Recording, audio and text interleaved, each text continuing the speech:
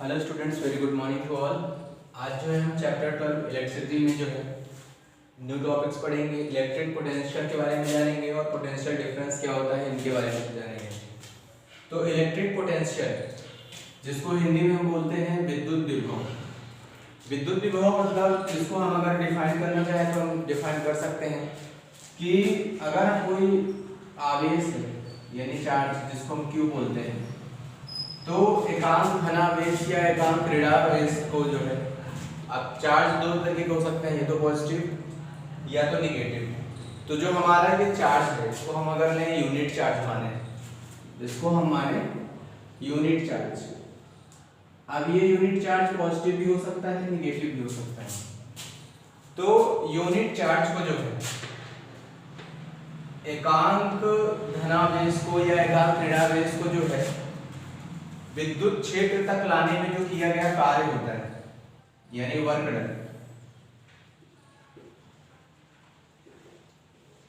ये unit charge, एक unit charge को जो है विद्युत क्षेत्र में लाने में किया गया जो कार्य होता है वही इलेक्ट्रिक पोटेंशियल कहलाता है, विद्युत विभव कहलाता है।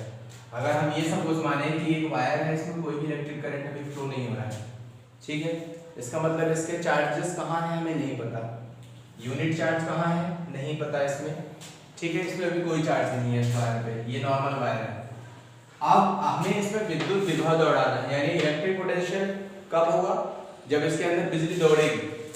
तो एकांक धनावेश को विद्युत क्षेत्र तक लाने में किया गया कार्य जो है ये विद्युत विभव कहलाता है, ठीक है। यानी हमें जो है किसी वायर पे करंट दौड़ाना है यानी उसको आवेशित करना है, उसमें आवेश लाना है, तो यूनिट चार्ज जो हम लेकर आते हैं इलेक्ट्रिक फील्ड तक।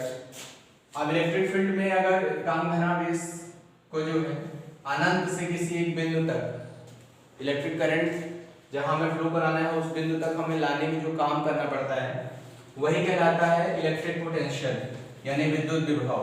पोटेंशियल डिफरेंस क्या है, सपोज ये दो पॉइंट है यहाँ पे, इनके बीच जो है डिफरेंस है कुछ, ये पोटेंशियल यानी यहाँ पे क्या है कि इनके बीच हमें करंट सपोज फ्लो कराना है,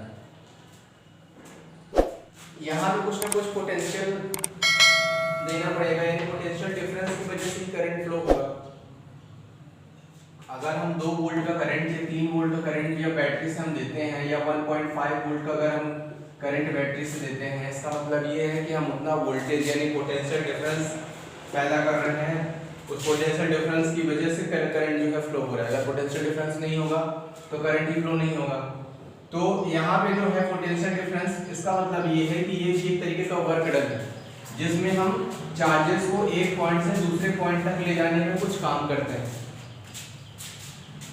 यहाँ पे दो चीजें थी, इलेक्ट्रिक पोटेंशियल में हम इनफिनिटी से अनंत से, जहां हमें ये नहीं पता कि चार्जेस कहाँ हैं, हम वहां से चार्ज लेकर आ रहे हैं किसी एक पॉइंट तक इलेक्ट्रिक फील्ड के, तो ये विद्युत विभव था।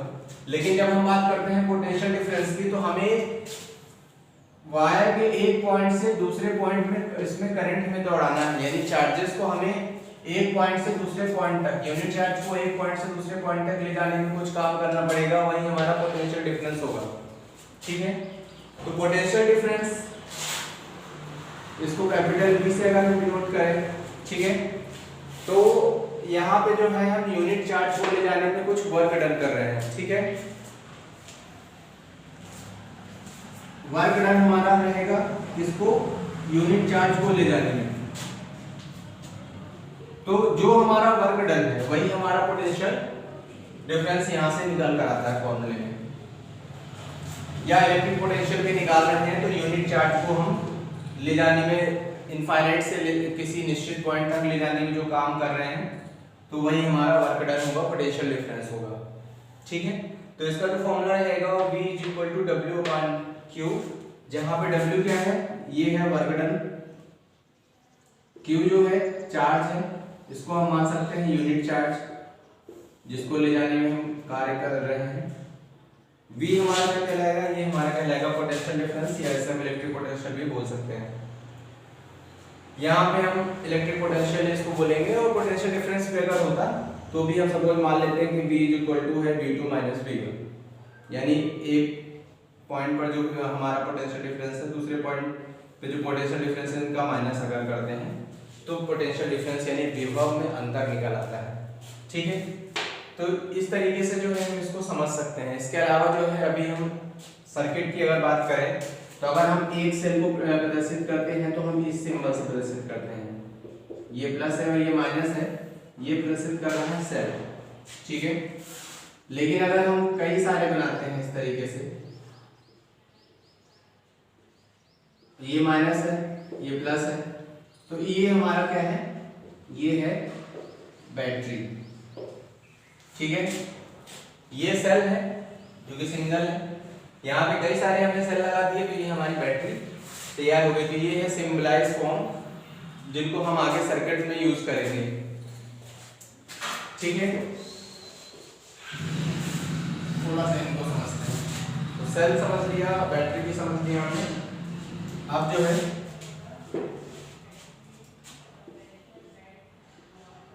ये है हमारी स्विच,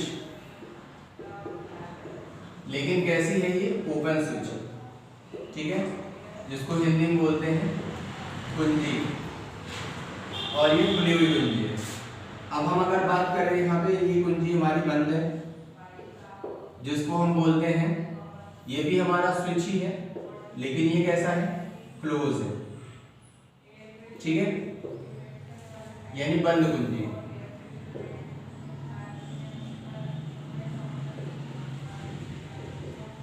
ये कब होगा, जब हम स्विच ऑफ करते हैं तो ये कंडीशन रहेगी स्विच ऑफ में। जब बटन हम बंद कर देते हैं बोर्ड की और लाइट स्विच ऑफ हो गई, ये इस कंडीशन कब है, जब हम स्विच ऑन करते हैं। तो ये स्विच ऑन की कंडीशन है। स्विच ऑन में क्या होता है, ये कनेक्ट हो जाता है और बिजली जो है बहने लगती है बल्ब के अंदर, यानी सर्किट के अंदर। तो ये स्विच हो गए ओपन क्लोज, बैटरी हो गई, सेल हो गया। अगर हम बल्ब डिनोट करते हैं तो बल्ब को हम इस तरीके से जो है डिनोट कर देते हैं, ये बल्ब का सिंबल है, या हम इसको कई बार इस तरीके से भी कर देते हैं। तो ये बल्ब जो है हम सर्किट के अंदर अगर बनाते हैं तो हम इसको जो है बल्ब का डायग्राम ना बना करके ये सिंबल से इसको प्रदर्शित करते हैं बल्ब। इसके अलावा जो है अगर हम रेजिस्टेंस की बात कर रहे हैं तो रेजिस्टेंस में हम ऐसी एक जिग-जैग लाइन खींचते हैं और ये हो जाता है हमारा रेजिस्टेंस,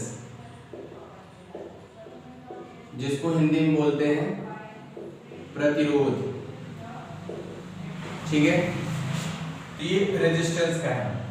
अगर इसी रेजिस्टेंस में जो है ये एरो बना दें तो इसका मतलब यह है कि ये वेरिंग रेजिस्टेंस है।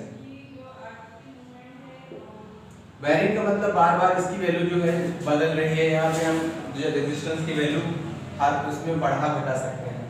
ठीक है, वोल्ट मीटर है तो वोल्ट मीटर को सिंपल V से प्रदर्शित कर दिया और ये प्लस माइनस का सिंबल दे दिया, ये हमारा कहलाता है वोल्ट मीटर। ठीक है, एम्पियर मीटर की बात करें तो A से सिंबलाइज कर दिया, प्लस माइनस का सिंबल बना दिया, ये कहला गया एम्पियर मीटर। ठीक, तो इस तरीके से जो है हम अलग अलग जो तरीके से जो है किसी भी परिपथ को जब बनाएंगे, आगे हम सर्किट डायग्राम बनाएंगे तो इन सारे सिंबल्स का हम यूज करते हैं वहां पे। अगर सपोज कहीं पे कोई जॉइंट दिखाना है, जॉइंट दिखाना हो तो जॉइंट में ये वायर है और यहाँ पर एक जॉइंट है, ये दर्शा रहा है क्या, जॉइंट इसका वायर का। ठीक है, अगर जॉइंट नहीं दिखाना है, सपोज हमारी ये वायर है तो हम क्या करते हैं, वायर को इस तरीके से घुमा के ले जाते हैं। तो ये दिखा रहा है नॉन जॉइंट, यानी यहाँ पे कोई जॉइंट नहीं है, ये एक तरीके से लूप है, यहाँ से साइड से वायर जो है निकल गई है। तो इस तरीके से जो है हम सिंबलाइज करते हैं और आगे जो सर्किट पढ़ेंगे नेक्स्ट क्लास में।